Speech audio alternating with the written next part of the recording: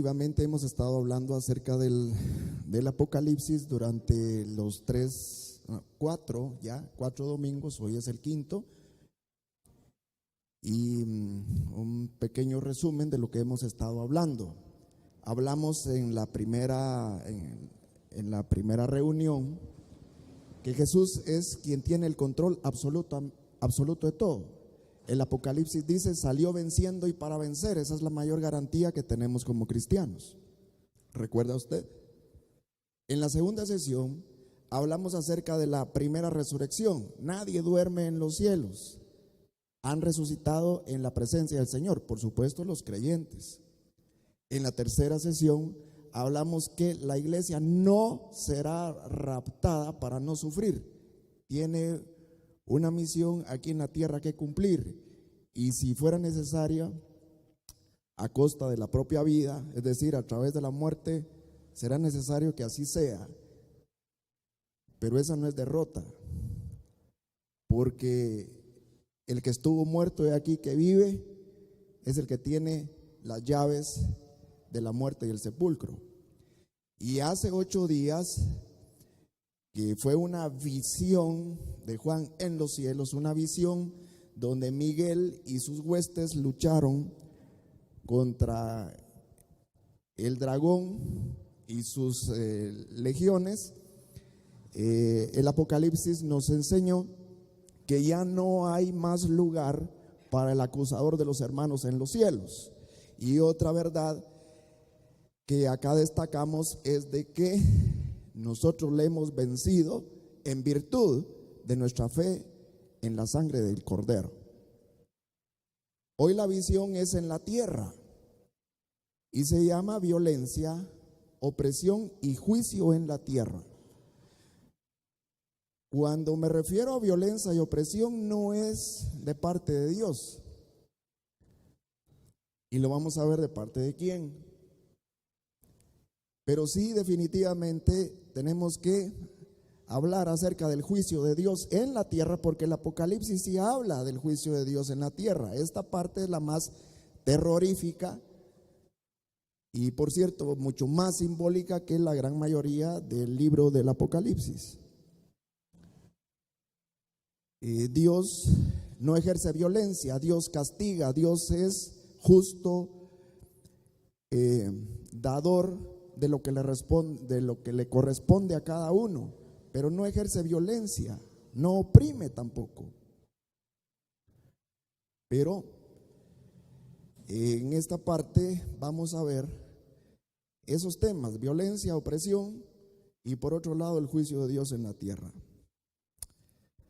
La base bíblica está en Apocalipsis capítulo 12, versículos 17 y 18. Luego tomaré otra porción de los capítulos 13, versículos 1 al 18. Obviamente acá no está todo, pero lo resumo. Y dice: entonces el dragón se enfureció. Esto es el fin de la visión de la mujer, el niño y el dragón. Como el dragón no pudo contra la mujer ni contra su descendencia, entonces dice: entonces el dragón se enfureció y se paró sobre la arena del mar, y del mar vi que subía una bestia que tenía 10 cuernos y 7 cabezas. Sobre sus cuernos había 10 diademas y sobre sus cabezas un nombre blasfemo. Y el dragón le dio su poder y su trono y una gran autoridad.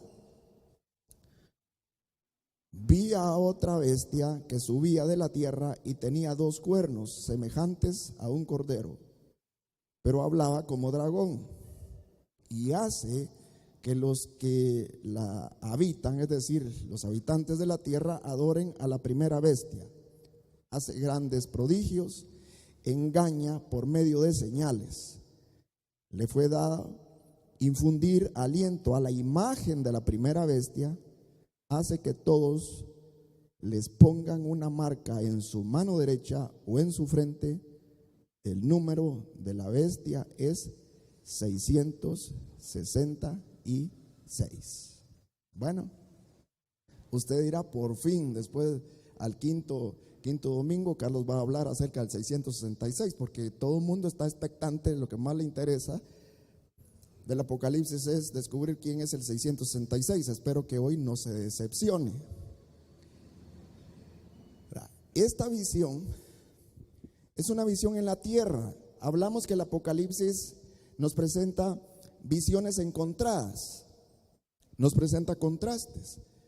Hace 8 días hablamos acerca de una visión que Juan vio en los cielos. Esta visión es de la tierra, y los elementos simbólicos que aquí presenta es, por un lado, la arena del mar, y el otro dice específicamente de la tierra, pero tiene la misma connotación. Del mar, el mar, a no ser del mar cristalino del capítulo 5, el mar simboliza esas convulsiones sociales, económicas y políticas en la tierra. Es decir, en la figura del mar inestable, ¿verdad? Como normalmente, físicamente lo conocemos, las olas y todo eso, no es como un lago tranquilo, no es como un cuerpo de agua sin movimiento, sino que es así, tumultuoso. Es la visión de la tierra, es decir, aquí se presentan las convulsiones humanas, es decir, las convulsiones sociales de muchos tipos aquí en la tierra. Ahí es donde el dragón se para, enfurecido, se para sobre la arena del mar, y entonces empieza la visión. La visión hace referencia a una de los, valga la redundancia, de las visiones que tuvo Daniel en el Antiguo Testamento. Con todo lo que se presenta acá, Juan está haciendo alusión precisamente al sueño de Nabucodonosor, que usted recordará que Daniel se lo revela y le dice: bueno, después de ti vienen otros reyes, otros reinos. Y así es como le describe la sucesión después de los reinos o los imperios medo-persas, el griego con sus 4 manifestaciones, y luego el romano, y luego va mucho más allá, que hablando acerca de los cuernos, inclusive hay ahí una pugna entre 3 cuernos, dice, y son reinos. Y los eruditos bíblicos están de acuerdo que tiene que ver definitivamente con el aparecimiento de un reino que, aunque pequeñito, tiene mucho más influencia que los reinos anteriores. Y coincide que es la iglesia occidental, aunque a nosotros los protestantes nos han dicho: miren, es la iglesia católica y romana. Pero cuando sucede esto en el siglo IV, no nos habíamos dividido ni entre católicos, romanos ni protestantes. Éramos simple y sencillamente, es más, la iglesia unificada. Ni siquiera nos habíamos dividido entre la iglesia oriental y la iglesia occidental. Pero representa algo, un poder religioso que ideológicamente es capaz de poder sostener sistemas perversos económicos, sociales y políticos de cualquier tipo. Los de la izquierda dicen, sus teóricos dicen, que la religión está asociada a la ideología dominante, y entonces ponen ahí a la iglesia, obviamente cualquier tipo de iglesia, cualquier tipo de religión. Recordarán ustedes que Marx dijo que la religión es el opio de los pueblos, y entonces dicen: miren, la religión es un instrumento de dominación. Pero de igual manera, los de la derecha, del espectro de derecha, podrán decir lo mismo, porque los regímenes o sistemas de izquierda utilizan la misma estructura religiosa, que es básicamente símbolos, vamos a ver, doctrina, liturgia o protocolos o procedimientos, y número 4, una presencia social o un impacto social. Pero es lo mismo. Basta leer Fidel y la religión para entender que conocía exactamente cómo funciona la religión.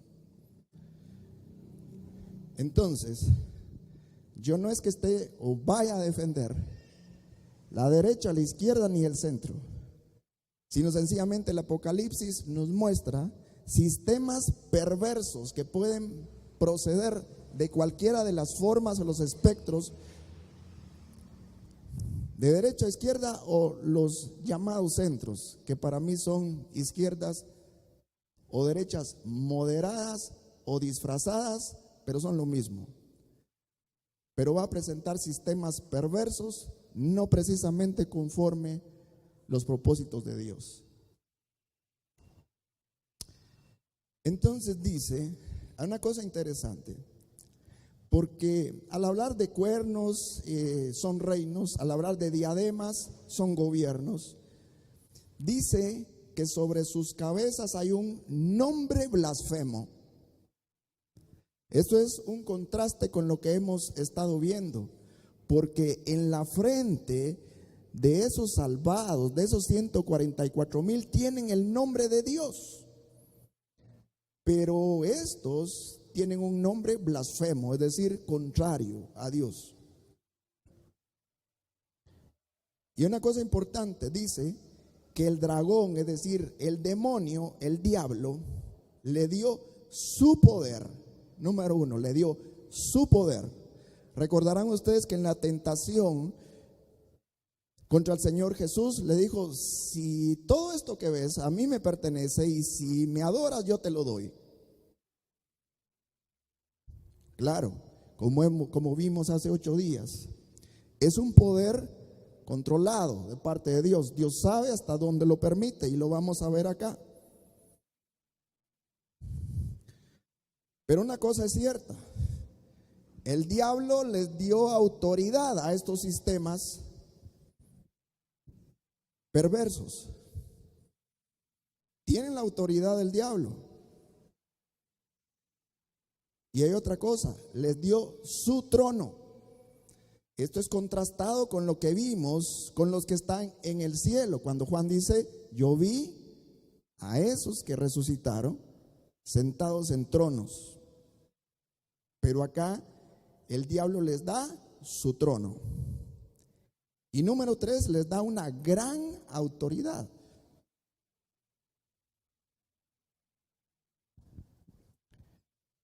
Luego dice: vi otra bestia que subía de la tierra, es decir, es eminentemente humana, igual. Lo único es de que aquí es otra descripción. El énfasis anterior es: miren, esto procede de las convulsiones sociales. Pero acá está diciendo: miren, esto es eminentemente humana. Vi otra bestia que subía de la tierra y tenía 2 cuernos, semejantes a un cordero. De nuevo un contraste. En el capítulo 5, Juan vio la imagen de ese cordero como inmolado, que es Cristo Jesús. Pero aquí el contraste es uno que parece un cordero.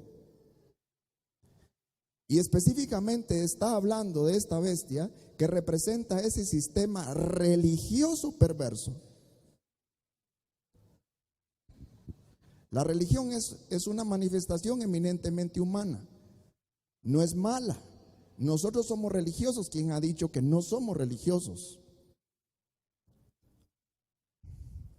Religar es volver a ligar, eso no es nada de malo.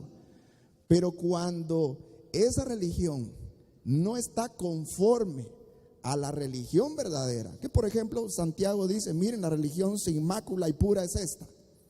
Es una religión práctica, vivenciada. Cuando no es conforme a los propósitos de Dios, entonces se convierte de igual manera que los sistemas perversos, sociales, económicos y políticos, en sistemas perversos. Y en este caso es uno que parece un cordero, pero miren el énfasis: pero habla como dragón. Es que hace milagros. Pero Lutero hace más de 500 años había advertido: no importa que hagan llover milagros del cielo a diario, si no está conforme a la palabra de Dios, no son verdaderos, o al menos no son genuinos. Parecen corderos, pero hablan como dragón. Y hay una cosa importante: esa religión dice que los que habitan la tierra adoren a la primera bestia. ¿Cuál primera bestia? Lo que representa esos sistemas económicos, sociales y políticos perversos. Pero tiene otras funciones, por supuesto. Y dice que hace grandes prodigios, engaña por medio de señales. Le fue dado infundir inclusive aliento a la primera imagen de la bestia. Aquí vamos a entrar a ideas, a conceptos. Eso se llama ideología. Las ideologías son formas de pensamiento. Normalmente, aunque algunos teóricos dicen que tiene un sentido positivo y dos negativos, dentro de los negativos está coaccionar hacia algo normalmente malo. Y las formas son tan sutiles que hasta los mismos creyentes caen en el juego y parece inofensivo, pero son sutiles.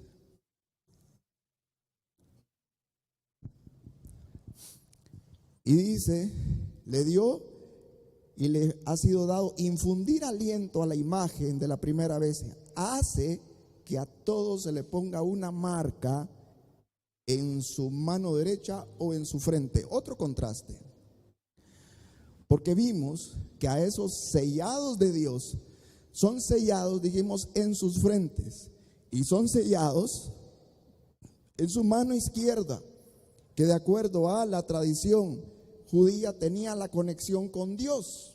Ahí se amarraban del lado izquierdo las porciones de la palabra de Dios en unos cueritos llamados filactelias, al igual que en la cabeza.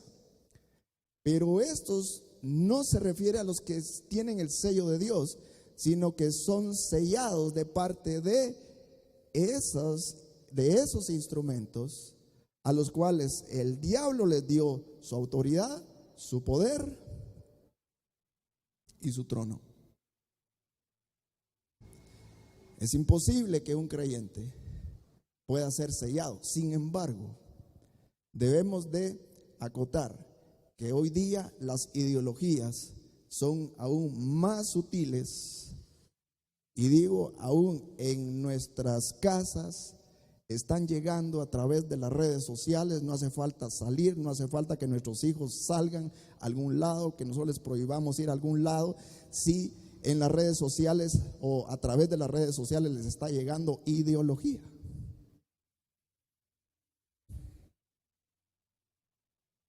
Ojo con eso.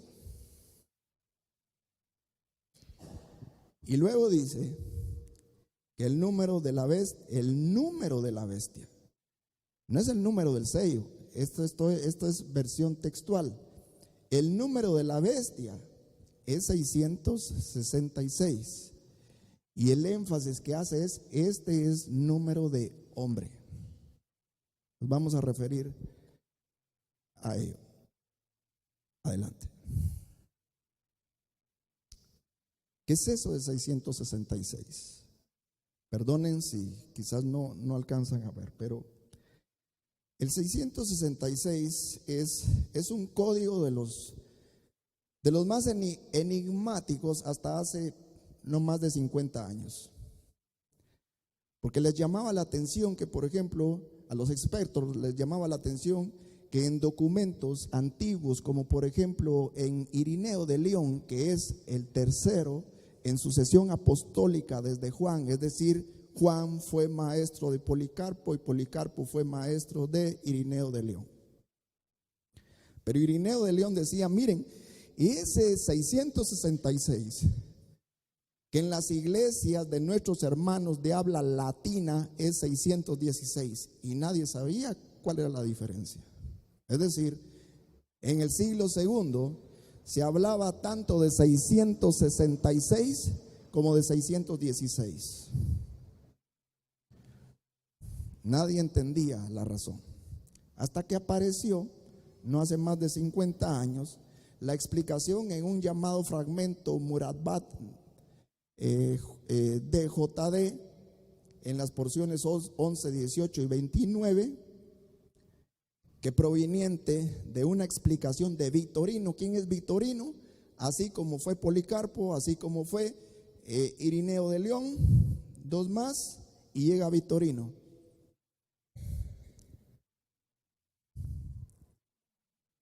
Y Victorino dice, simple y sencillamente, que esto se llama gematría. Esto en la explicación hermenéutica, en la explicación simbólica de la Biblia, se llama gematría, que es la utilización de letras que tanto en el griego como en el hebreo se utilizan para números. Pero aquí la complicación es que Juan lo escribe en griego y en latín, o los hermanos de la iglesia latina lo escribían en latín, pero que tiene una equivalencia en el hebreo. Y es de la siguiente manera. En griego se lee Nerón Kaiser, o como lo han traducido, Nerón César, en donde la N llamada Num hebrea equivale a 50, la Res equivale a 200, la Bab a 6, de nuevo hay una Num 50, una Kof que equivale a 100, una Safet que equivale a 60 y otra Res 200. Si se suma da 666. Pero en latín no dicen o no decían Nerón con N, sino Nero Kaiser. Es decir, tiene una num menos, es 50. 666 menos 50 da 616. Y se resolvió el enigma. ¿Quién es el 666? Este es el número de la bestia, 666. Pero los hermanos de habla latina decían, este es el 616. Es Nerón César. Pero hay un detalle, que cuando Juan escribe el Apocalipsis, Nerón César había muerto hacía unos 30, 40 años atrás. Es que es simbólico, porque es Nerón César el que inaugura la persecución contra la iglesia. Es quien de alguna manera se opone, es el sistema económico, social y político que se opone a los planes y designios de Dios aquí en la tierra. De tal manera que todos aquellos perversos que se oponen a los planes y designios de Dios han sido, son y serán 666, o como decían los hermanos de habla latina, 616. Serán Nerón Kaiser, Nerón César. En otras palabras, no esperemos que aparezca el 666. Por ahí apareció un predicador que decía que era el anticristo, era un payaso, pero no era el 666. Es que 666 ha habido, hay y habrá hasta el fin de los tiempos.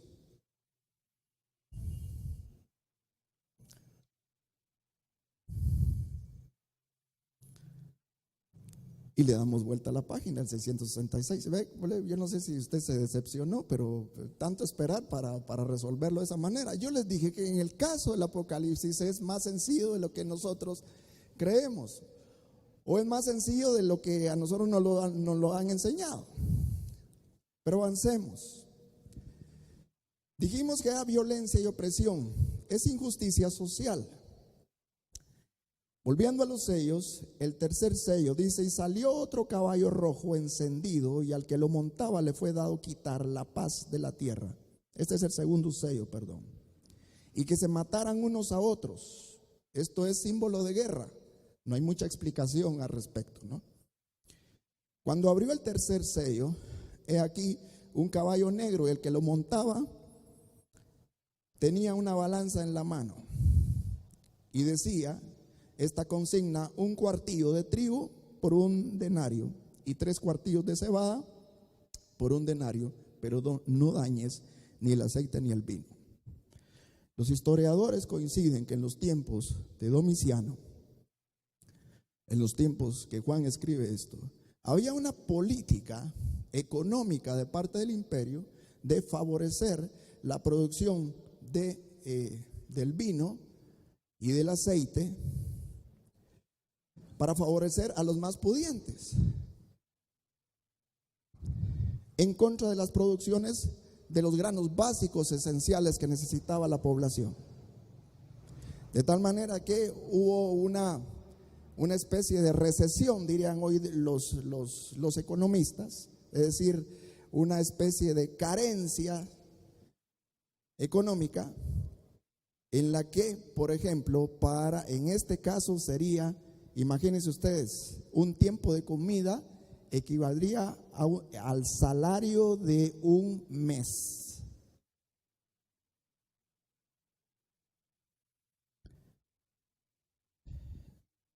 No hace falta analizar, y no me vamos a meter tampoco a temas escabrosos como los sociales y económicos para poder analizar brevemente que los sistemas humanos, tanto de izquierda como de derecha y aún de centro, son imperfectos y son perversos. Ustedes conocieron a Jovenny, o conocen a Jovenny Marrero, nuestro director de INSTA en Cuba. Jovenny me contaba muchas cosas de Cuba, porque yo nunca he ido a Cuba y hay cosas sorprendentes. Pero yo lo llevaba a mi trabajo, las múltiples actividades, estuvo 3 semanas en mi casa, y Jovenny me decía: mira, Carlos, si tan solo nosotros tuviéramos lo que ustedes tienen. Sí, Jovenny, le decía, pero ¿te diste cuenta que para ganarme yo la plata de un día o para comer, ves todo lo que tengo que hacer? Sí, pero tienes libertad. Sí, Jovenny, pero tenemos un país que tiene 12 millones de pobres en condición de pobreza extrema.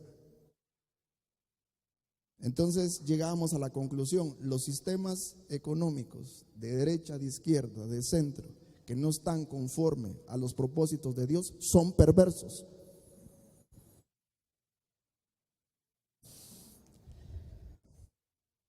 Eso no viene de parte de Dios. En la Escritura ciertamente se defiende la propiedad privada, pero también hay una manera de recordar a los pobres.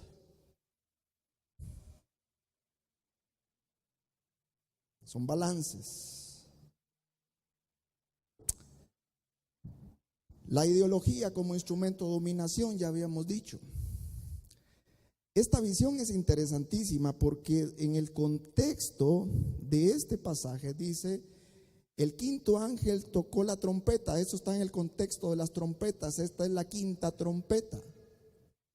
Y vi una estrella que había caído del cielo a la tierra. Recordarán ustedes que hablamos acerca de que el Señor Jesús, cuando mandó a los 70 a predicar, a sanar, a exorcizar, en fin, él les dijo: sí, yo sé el gozo que ustedes traen, yo sé lo que sucedió. Vi al diablo caer del cielo a la tierra.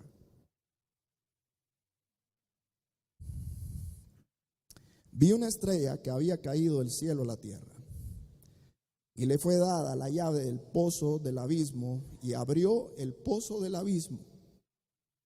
Aquí no es de la tierra. Aquí la visión, el origen es demoníaco, es debajo de la tierra. Y salieron langostas a la tierra.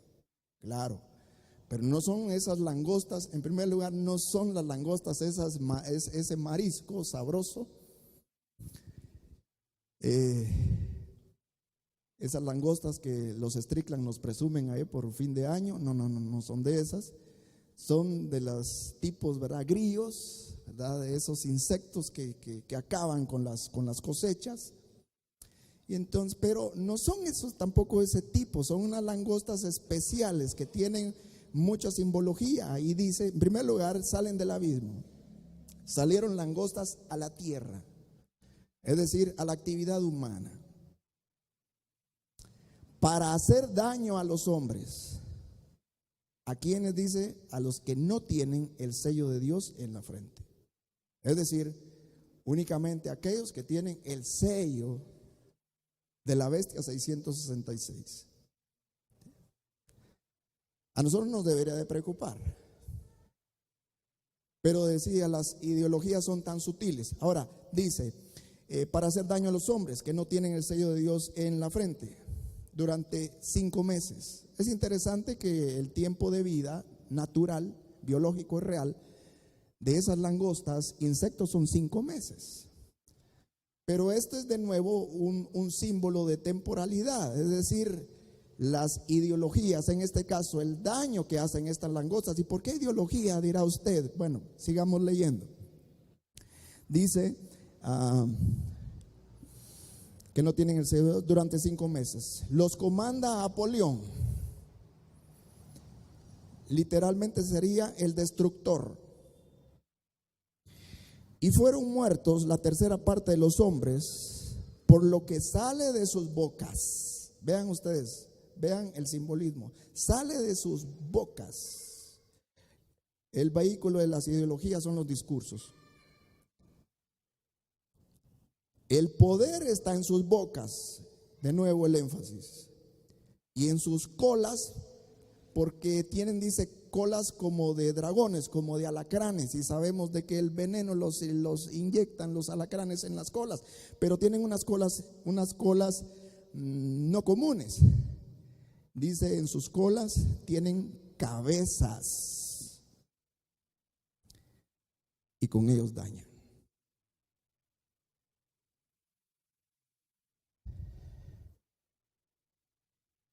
Formas ideológicas, formas de pensamiento. A mis estudiantes o a quien yo comparto alguno de estos temas, yo les digo, miren, las ideologías son tan sutiles que, por ejemplo, hoy día en nuestro idioma, yo no sé, desconozco, digamos, si el debate es en otros idiomas, pero al menos en el idioma español hay un debate ideológico, por ejemplo, para decir ellos y ellas. Y la ideología dice es que hay que decir señores y señoras, hay que decir hermanos y hermanas, porque de alguna manera se invisibiliza a la mujer. Pero la Academia de la Lengua Española ha dicho, miren, lo correcto es decir nada más el plural en masculino que incluye a lo femenino. Dice, no estamos de acuerdo. Y entonces dice que a través de lo que se dice, se está justificando una forma de dominación. Entonces lo han resuelto para escribirlo, en lugar de decir todos y todas, ponen todos, pero en lugar de la O o la A, le ponen una arroba, una A con un colochito hacia arriba. El símbolo de arroba de las 25 libras, ya casi ya no se usa ese símbolo, ¿no? Pero le ponen ese símbolo. Y yo conozco amigos cristianos que escriben de esa manera. ¿Sabes tú qué significa eso? No, y les explico y parece que les da igual. Es una forma ideológica, pero ¿saben qué? El asunto no termina ahí. Yo les digo, bueno, empezarás a escribir con esa A de arroba para incluir a ellos y a ellas, pero terminarás escribiendo en lugar de esa A con colocho, con una X, que ya no incluye a ellos y a ellas, sino incluye a ellos, a ellas, a ellos que nacieron ellos, a ellos que nacieron ellas, a ellas que fueron ellos, pero quieren ser ellas, etcétera. ¿Me doy a entender?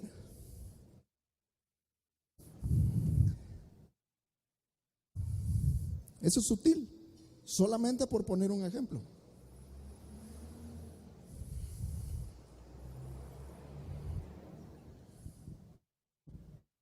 Es sutil.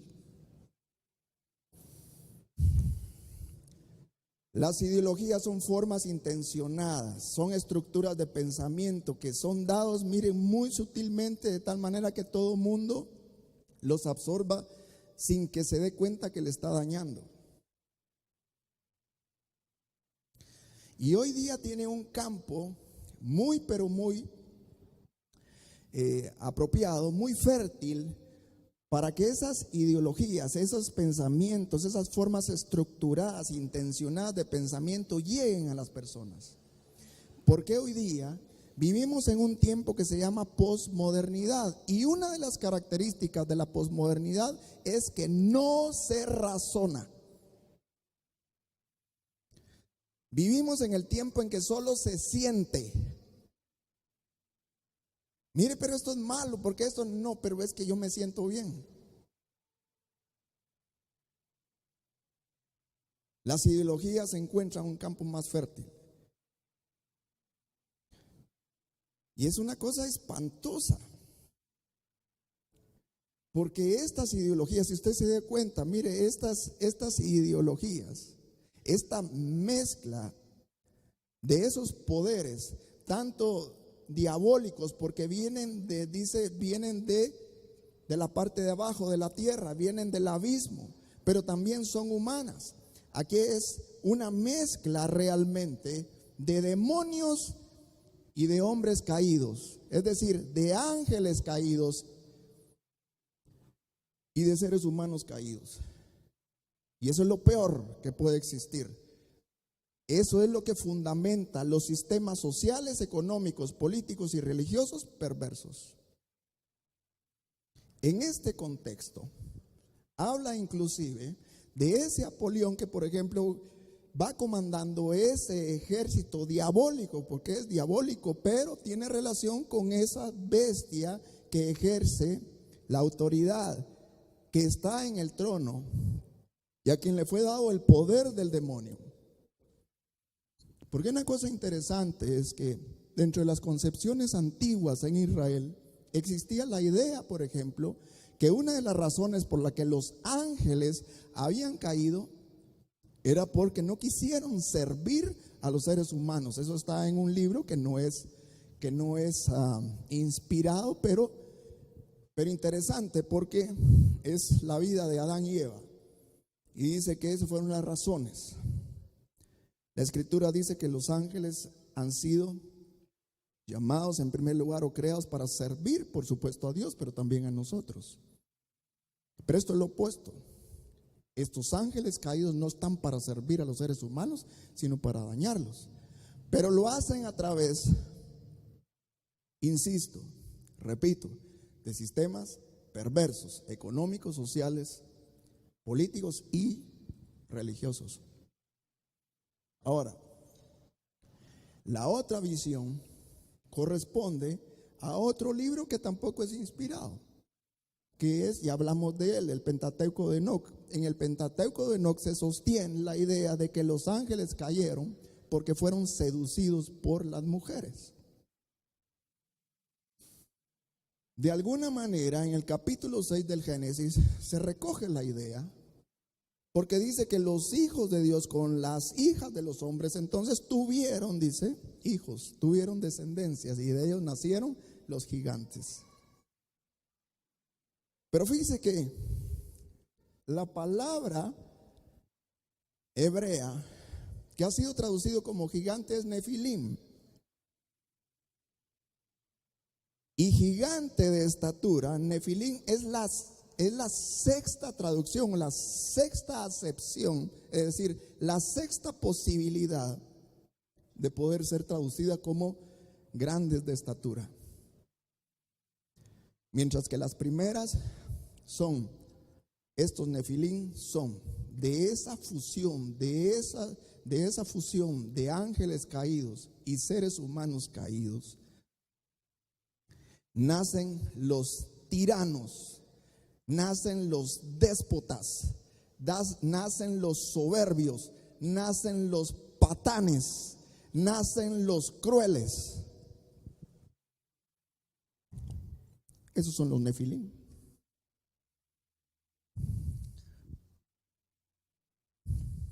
Y la forma sutil de mantener esos sistemas económicos, sociales, políticos e inclusive religiosos es de ideas trabajadas, que hoy día las generaciones las absorben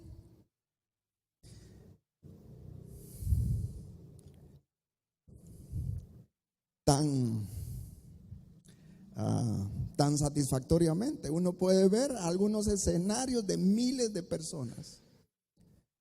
Aquellos predicadores que parecen corderos, pero hablan como dragones, dicen cada cosa que inclusive contradice a la palabra de Dios, y todo el mundo se alegra, se goza, dice amén, y uno dice wow, no se han dado cuenta.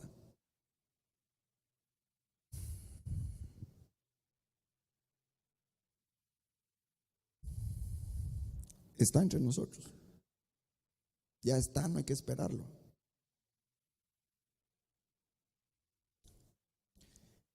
Es un sistema que prostituye. El Apocalipsis habla de una ramera.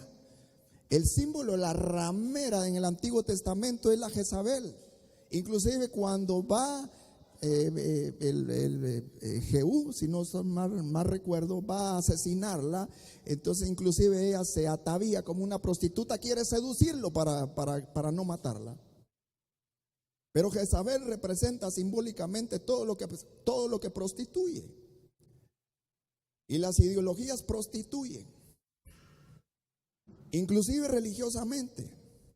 Y dice en el Apocalipsis capítulo 17 versículos 1 al 18: te mostraré la sentencia contra la gran ramera. Eso es juicio de Dios. En su frente un nombre, un misterio, es Babilonia, la grande, la madre de todas las rameras y de las abominaciones de la tierra. Sí, pero los nombres de Babilonia a veces se intercambian por Roma y Babilonia. A veces es Egipto. Ya vimos que inclusive es Jerusalén en el sentido negativo, donde mataron al Señor. Eso cimienta aún más lo que le estoy diciendo. Jerusalén representa ese sistema religioso perverso.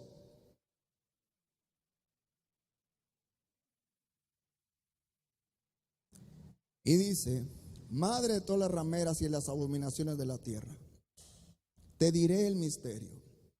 La bestia que viste era y no es. Otro contraste. Jesús se presenta como el que fue, el que es y el que está viniendo. Este no es Dios, no puede ser Dios, es del diablo, es lo contrario, porque lo que viste era, pero no es. Y los moradores de la tierra se asombrarán de ella. Las 7 cabezas son 7 montes sobre los cuales se sienta la mujer. Los 7 montes inclusive están asociados a la ciudad de 7 montes, que es Roma.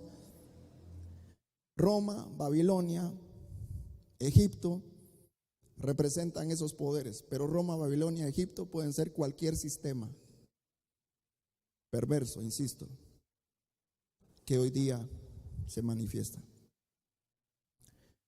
Donde se sienta son pueblos y naciones. La mujer es aquella que tiene dominio sobre los reyes de la tierra. ¿Por qué?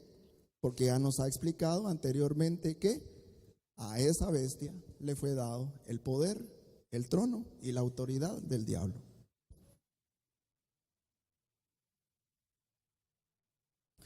Por eso me gusta mucho un libro que se llama Ganando la batalla en la mente de los hombres. ¿Cómo se llama el autor? ¿Qué? Dennis Peacock. Es ahí donde se deben de ganar las batallas. La escritura dice que no tenemos, es decir, que nosotros estamos llamados para reprender inclusive toda forma de pensamiento que no está conforme a los propósitos de Dios. Es más, nosotros estamos llamados a llevarlos cautivos a la obediencia a Cristo.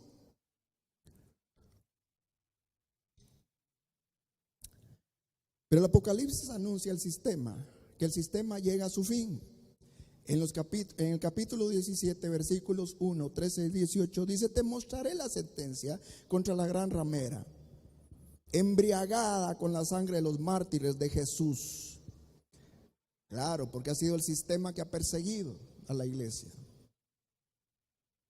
¿Por qué? Porque son piedra en el zapato. Pero cuando la iglesia deja de ser luz y deja de ser sal y se corrompe con los sistemas, se convierte simple y sencillamente en esa bestia que le da imagen al sistema.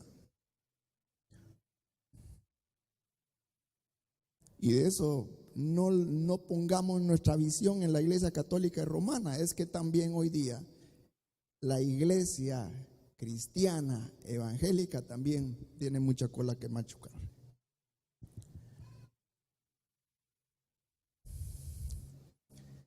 Tienen el mismo propósito: entregar el poder a la bestia. Pero pelearán contra el Cordero y éste los vencerá. Los cuernos y la bestia aborrecerán a la ramera, devorarán sus carnes. Es decir, hay inclusive la sentencia de Dios es autodestrucción. Porque dice, porque Dios puso en sus corazones hacer lo que Él se ha propuesto. Es que Él tiene el control de todo. Es la misma idea del Antiguo Testamento, donde dice: Dios endureció el corazón de Faraón. ¿Con qué propósito? Simple y sencillamente Él tenía el control de todo. Eso es lo que quiere decir. ¿Por qué? Porque Él salió venciendo y para vencer. Él se ha propuesto hasta que se hayan cumplido las palabras de Dios. Eso terminará cuando Él lo sabe, hasta que se han cumplido las palabras de Dios.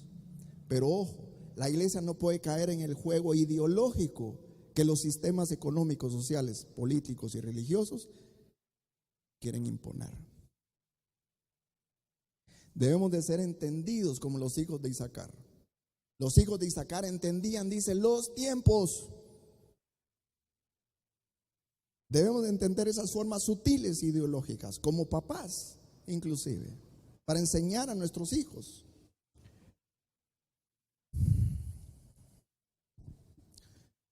Pero hay otro tipo de juicio en la tierra, y son precisamente los cataclismos, esos eventos asociados a la naturaleza. Porque dice también el Apocalipsis en varias porciones, tanto en los sellos como en las trompetas, como en las copas. Dice, en este caso, es de los sellos: cuando abrió el sexto sello hubo un gran terremoto, el sol se volvió negro, la luna se volvió como sangre, las estrellas del cielo cayeron como brevas y el firmamento fue replegado como un rollo que se enrolla, y toda montaña y toda isla fueron removidas de sus lugares, porque ha venido ya el gran día de la ira de ellos. ¿Y quién puede mantenerse en pie? Con esta serie de sellos que se van a repetir o se repiten ampliadamente en las trompetas y en las coronas, lo que está diciendo: miren, lo que viene es terrible.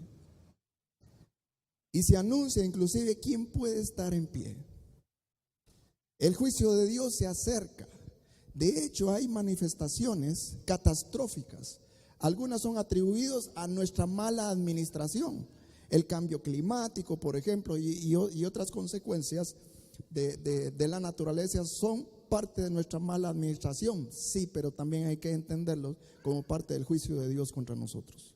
Es decir, contra los moradores de la tierra.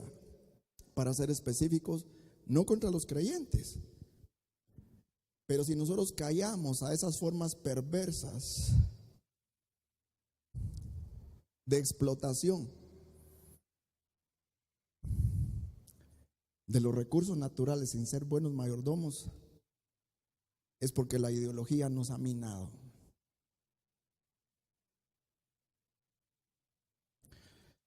No estoy en contra de la explotación responsable de los recursos naturales, pero hemos sido irresponsables. El Apocalipsis nos presenta dramáticamente una realidad, porque algunos piensan que el Evangelio va a ser predicado hasta el fin de los tiempos, ciertamente, así lo muestra el Apocalipsis, y que hasta que todo sea puesto por dominio de los pies de Cristo, entonces Él va a venir. Es decir, que el Evangelio poco a poco va a ir convirtiendo a todo el mundo. Pero el Apocalipsis nos presenta algo contrario.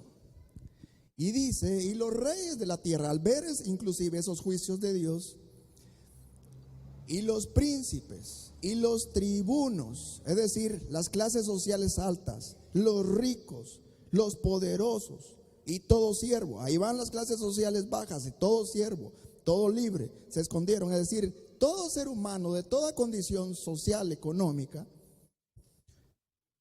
se escondieron en las cuevas y entre las peñas de las montañas, y dijeron a las montañas y a las peñas: caed sobre nosotros y escondernos del rostro del que está sentado en el trono y de la ira del Cordero. Lo terrible es que hay conciencia, pero no hay arrepentimiento. En otras palabras, hay remordimiento, pero no hay arrepentimiento.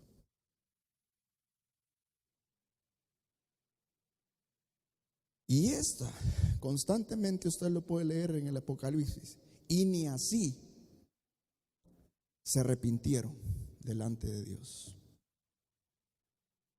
Bueno, alguien dirá, y entonces,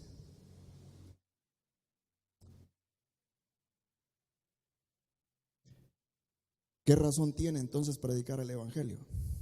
Es que es nuestra responsabilidad.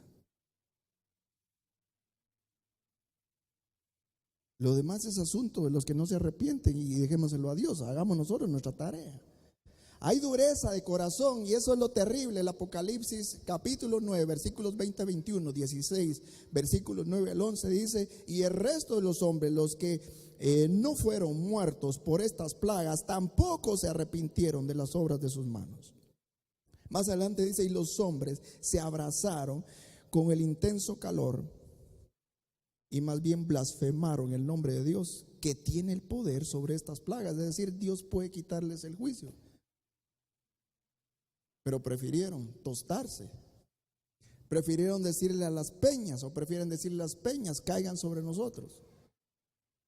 Uno no entiende, le dice a las personas: ¿está obrando mal? Sí, yo sé, usted, estoy obrando mal, pero ¿qué puedo hacer? Hay dureza de corazón. Pero la iglesia está llamada a predicar. Hay un justo juicio de Dios. Yo quiero que por favor Minor me ayude ministrando.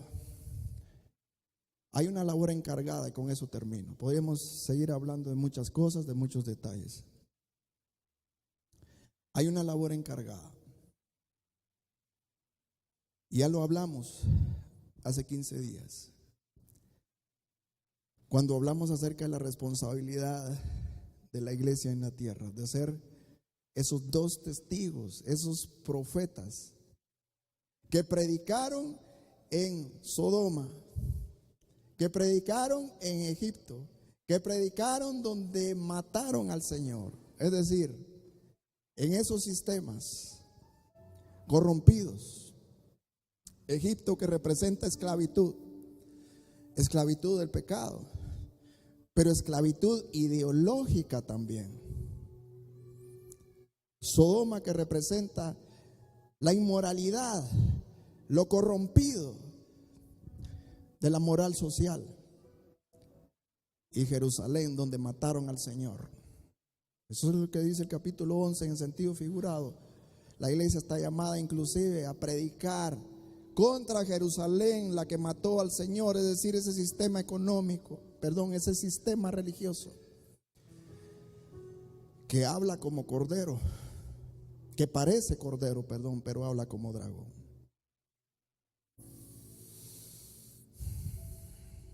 necesitamos tomar la responsabilidad que asumió Juan, que fue asumida por Ezequiel. Porque tanto a Ezequiel como a Juan, y ahora nos lo dice a nosotros, pero Juan dice: yo tomé el pequeño rollo de la mano del ángel, porque son las palabras de Dios. ¿Hasta cuándo se van a cumplir estas cosas? Hasta que se cumplan las palabras de Dios. A nosotros nos fue dado la comisión de decir esas palabras de Dios sin adulteraciones, sin formas ideológicas corrompidas, más bien contra ellas. Y dice: y tomé el pequeño rollo de la mano del ángel, el rollo simbólico de la palabra de Dios. Y Juan dice: y lo devoré. Y en mi boca era dulce como miel, pero cuando lo comí se me amargó el vientre, porque ya dijimos, las palabras de Dios son dulces, pero los juicios son amargos. Pero nos toca predicar y nos toca decir las cosas como son. Y me dice: es necesario que profetices otra vez sobre muchos pueblos y naciones y lenguas y reyes, porque las ideologías dominan, como ya vimos, a poderosos, a libres, a siervos, a reyes, a todos. Pero a nosotros nos ha sido encomendado eso mismo: come, devora la palabra de Dios. Y me dice, y nos dice: es necesario que profetices otra vez. ¿Cuántas veces es otra vez? Hasta que se nos acabe la vida, hasta que el Señor nos lleve a su presencia al final de los tiempos, hasta que el Señor venga y nos encontremos con Él y con los que nos han precedido. Otra vez es hoy, otra vez es más tarde, otra vez es mañana, otra vez es siempre. Profetiza otra vez sobre muchos pueblos y naciones y lenguas y reyes. Y entonces dice Dios: y daré mis 2 testigos. Ya hablamos de ellos, es un símbolo de la iglesia. Y profetizarán durante 1260 días. Es decir, el tiempo que Dios tiene determinado, que es temporal de esta situación particular. Pero ¿cómo? No vestidos con anillos lujosos, no vestidos con títulos de el profeta, no sé qué, la profetisa, no sé cuánto. Gloria a Dios por los profetas y las profetisas. Pero dice: y profetizarán vestidos de tela de saco. Es decir, con el overol de los profetas, el símbolo de juicio, el juicio de es decir, el símbolo de la responsabilidad, inclusive a costa de la vida misma, porque así murieron todos los profetas de Dios. ¿Quién quiere asumir ese reto? Porque si no lo asume, el sistema lo absorbe. Eso es inevitable. ¿Está con Cristo o estamos contra Él? Quizás no nos damos cuenta. Si usted asume ese reto, le invito a que se ponga en pie, no por mí, solamente diga: el Señor, asumo el reto. Tomo el libro, lo devoro. Tomo tu palabra, la devoro.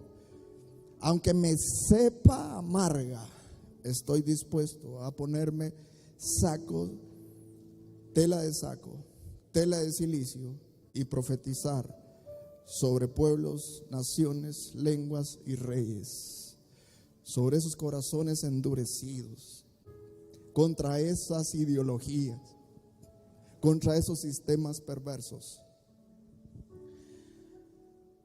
Estoy dispuesto a hacerlo.